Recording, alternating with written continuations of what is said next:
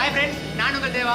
இன்னைக்கு நாங்கள் பொங்கல் செலிப்ரேஷனுக்கு வந்திருக்கிறோம். ரேஸ் விண்டல்ட்ட இன்னைக்கு நாங்கள் பொங்கல் வைக்க போகிறோம். நாங்கள் வைக்க மாட்டோம், ஆல்ரெடி வச்சிருப்பாங்க. நாங்கள் அதை சாப்பிட போகிறோம். எங்கள் ஈரோடு ரேஸோட கொடி கட்டிக்க பார்க்குற மென்டார் இவர் தான். ஹலோ, 10 கிலோ கறி கொண்டு வாங்க பாய். இவர் எங்கள் ப்ரூஸ், எங்கள் மென்டார் சார். மென்டார்